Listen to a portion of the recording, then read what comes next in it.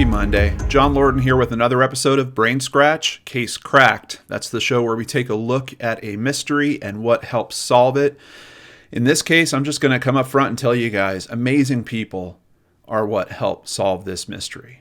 And I think you could probably say that about everything that we cover on this show. There's always someone that steps up to do the right thing.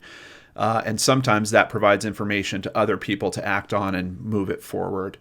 But this is such a really good example of it. And personally, it's a story that really tugs at my heart. And I think it will do the same for a lot of you out there. This is one that we like to call the Amethyst Ring. 15-year-old Rosemary Diaz was an overachiever who had just celebrated her quinceañera, which marks the passage from girlhood to womanhood. The daughter of Mexican immigrants, Pedro and Maria Elena, Rosemary was a National Honor Society student who loved to attend the dances held in her small town. And when she couldn't attend those, she would dance at home while listening to her radio. She loved music and even played flute in her high school band. At this early age, she already knew that she wanted to be a teacher and work with children. Unfortunately, there was very little for her to do in her hometown of Danavang, Texas. With a population of just 61 residents, the town consisted of the local co-op, the post office, and Dane's Country Store. Most of the children in town worked at the co-op for summer money. Rosemary was lucky enough to land a job at the country store, her first job ever. She was excited about entering the workforce. With a town this small, the general store had to provide a little bit of everything, and it did, serving anything from hamburgers to gasoline. In the few weeks that Rosemary worked there, she was already trusted to run the store on her own. On Thanksgiving night, November 24th, 1990, she was eagerly awaiting a visit from her older sister, Aaliyah. There was also a newborn niece that recently joined the family, and Rosemary couldn't wait to get off of work to see her. At 7:30 p.m., Rosemary called her mother to make sure Aaliyah was still coming. She said she was getting ready to close the store for the night and would be home soon. But by 8 p.m., two customers entered the store for their last-minute holiday purchases and found it empty. Worried, they decided to call the police. Officer Daniel Merrick of the Wharton County Sheriff's Office was one of the first officers on the scene. He found Rosemary's car parked outside. Her large Jambox radio, purse, which still had money in it, and her paycheck were all still there as well. Officers were able to verify that nothing had been taken from the store itself.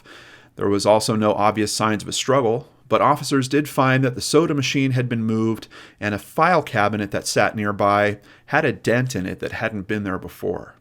So, where was Rosemary? When her family arrived, they urged officers to search in the surrounding fields as well as the trunk of her car. As officers taped off their believed crime scene and closed the store, both Rosemary's family and the two customers were questioned. All were immediately cleared of any suspicion. Rosemary's family would insist that she would never just run away, but still, no one could find her. In the days that followed, several tips were investigated. Officers questioned two teenage boys who had bragged at school that they frequently stole beer from the general store. Could the boys have hurt Rosemary in a botched robbery? It didn't appear so, and the boys were also cleared. A local man who wore an eye patch and went by the name One-Eyed Joe had snapped a Polaroid of Rosemary in the days before her disappearance. Officers found that Polaroid on the counter of the general store. It was dated November 25th. That's the day after her disappearance. Even though they found this highly suspicious, One-Eyed Joe was cleared, and the photo was never adequately explained. Police were starting to suspect that Rosemary may have been abducted by someone who was just passing through, possibly a serial killer. Missing posters were drawn up, urging the public to call authorities with any information. Her posters offered the public a short description. Rosemary stood about 5 foot 6 inches tall and had a 1/4-inch scar over her left eyebrow. She was last seen wearing a black t-shirt with blue jeans and was wearing a gold pendant and amethyst ring that had been gifted to her at her quinceañera. With the FBI lending a hand, officials continued to follow every lead possible over the days and months that followed, but no trace of Rosemary could be found. She was even featured on an episode of America's Most Wanted, but no leads from the show panned out. At this point, officers had no idea if she had run away to start her own life or been abducted. It just troubles me that we don't know anything, her sister Rosemary Diaz stated. That's the hardest part. You're angry at the world. You're angry at God. Her other sister, Aaliyah, stated in an interview just months after Rosemary's disappearance, if we just knew something, if she's alive and they'd ask for money, we could beg for her life. I wouldn't mind begging for my sister. If she's gone, time will heal that and help us out, but we're just waiting. We're on square one. That's the hardest. In the 2.5 decades that followed, and yes, I said decades, Officer Merrick would periodically plead with the public to bring any information forward. We can only hope that somebody knows something that will pull at their heartstrings, he said. 25 years to the day of her disappearance, officers would finally be able to make an announcement on her case. On Tuesday, November 24, 2015, officials announced they had recently received a tip from a local family. It seems a family member of theirs had recently died of cancer. This man was very violent and feared by his own relatives. After he passed, his family felt safe enough to reminisce about the man and try to help each other through the grieving process, but that's when they discovered something odd. This man had shared many different stories throughout the years, but it was one from about 25 years before that filled them all with fear and prompted them to call the local authorities.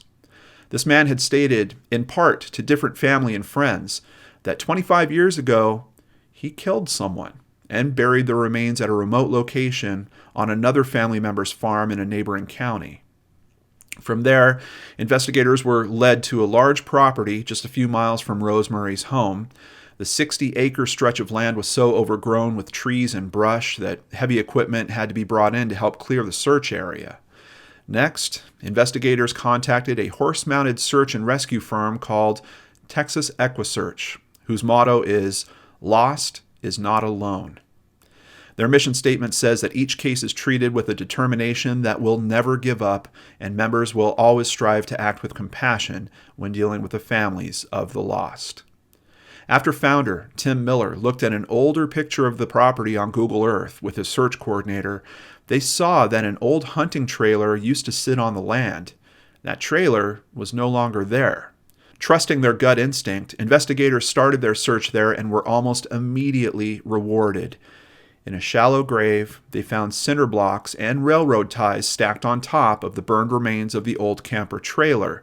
Mixed with that debris, searchers found their first bone fragments.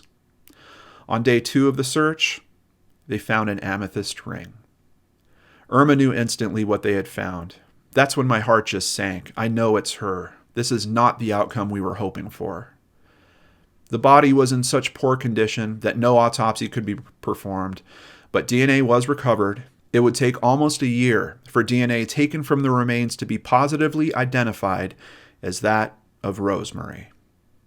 Former Sheriff of Wharton County, Rudy Machala, would say, "I spent 47 years in law enforcement, and this case is very frustrating. It always bothered me. I was hoping before I die I'd find out what happened. The search for answers brought the small community together." Even though the Diaz family has found some measure of peace in their daughter's case, they're still left without closure.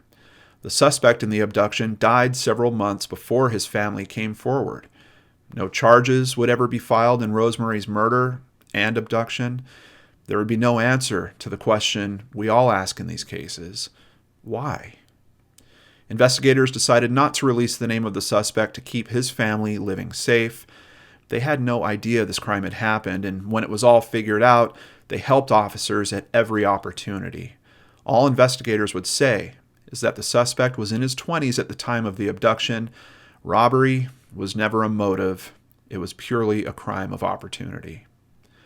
Maria Elena and her daughters had literally put their lives on hold since Rosemary disappeared. Each of the daughters had kept their maiden name after marriage in the hope that if Rosemary was ever found or decided to contact her family again, she could find them. Each harbors their own personal guilt. Aaliyah says she almost stopped by the store the day of the abduction to buy a drink. Instead, she drove to her mother's house first. Maybe I would have saved her, she still wonders. But time does go on, and Rosemary would never be forgotten. When her niece came of age and was able to play in the high school band, she chose to play the flute, Rosemary's own instrument, as a way to honor her and keep her memory alive. Rosemary is now buried beside her father, who passed shortly before she was found. Now she can have the peace she deserves. Aaliyah would go on to say, "Last night I cried, and it hurts, and I know I'll never be able to hug her, to touch her, or speak to her again. Now the healing can begin." Case cracked. I'd like to give a big thank you to ABC 13's coverage on this case, as well as USA Today, CNN, The Daily Mail, CBS News, Cron.com, and of course, Christy Arnhart for researching and writing up today's case. Christy also wanted me to tell you guys, ABC 13 has incredible coverage on this case in a 5-part series called Finding Rosemary. It includes interviews with both Rosemary's family and the unnamed suspect's family as well. We chose to leave the man's name out of this Case Cracked episode to help protect the anonymity of his remaining relatives. But we will include a link to that footage down below. For me, it's kind of interesting to me that we have family members that are hearing different parts of a story, and it takes the death of that person before the little pieces can be pulled together and they really realize what had happened there. And when they do, they seem to act on it fairly quickly. So those are kind of heroes number 1 in my book when it comes to this case. But then heroes number 2 in a big way is Texas Equusearch. And they come up pretty frequently here on the channel. I haven't really gone into their background a whole lot, so we're going to do that right now. Tim Miller started Texas Equusearch Mounted Search and Recovery Team in August of 2000 with the purpose to provide volunteer horse-mounted search and recovery for lost and missing persons. The team's existence and purpose is dedicated to the memory of Laura Miller, the daughter of Tim Miller. Laura was abducted and murdered in North Galveston County in 1984. She was one of the bodies found in the Killing Fields murders.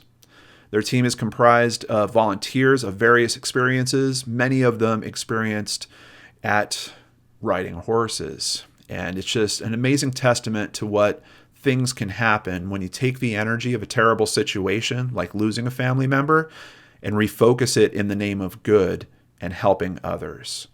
So my hat is off to Texas Equusearch. And as a matter of fact, on behalf of myself and my amazing supporters on PayPal, Patreon, people that buy merchandise, we're making a donation to Texas Equusearch.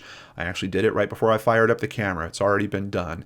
I just want to help support organizations like that, and I'll certainly keep them on my list for future donations as we cover more cases that they affect here on the channel. I can't do that without your help, so a big thank you to PayPal supporters Jennifer Dixon, Angela Welch-Sola, Amanda Beard, and I also got a very special donation made in honor of somebody. Hilka Tuovanen writes, "Dear John, this Saturday it's been 8 years since I lost my brother. I wanted to make a donation in honor of his memory and immediately thought about you. My brother struggled with alcohol addiction, and I've always admired the respect and humanity you show towards people in similar situations in your videos. Everyone's case deserves attention, and as you've said, everyone deserves to be found, no matter what their circumstances or backgrounds may be. Thank you once again for giving a voice to less media-sexy cases, and I wish you all the best. Best regards, Hilka." Hilka, thank you so much, both for the donation, but also for that very kind message. And my heart goes out to you and your family in terms of dealing with their loss. And I just really appreciate that this isn't just about me getting in front of a camera and saying these things. It's about all of you out there feeling those things and resonating with that and us connecting together in that way. And I'm very honored to be someone that is here speaking up for cases like this, cases that some people find tough to care about. We work really hard here on the channel to bring those forward. So thank you so much for recognizing that, Hilka, and thank you, amazing brain scratchers, for giving me this platform to do this. I hope you guys have a great Monday. Please come back on Wednesday for a brand new episode of Searchlight right here on the Lord and Arts channel.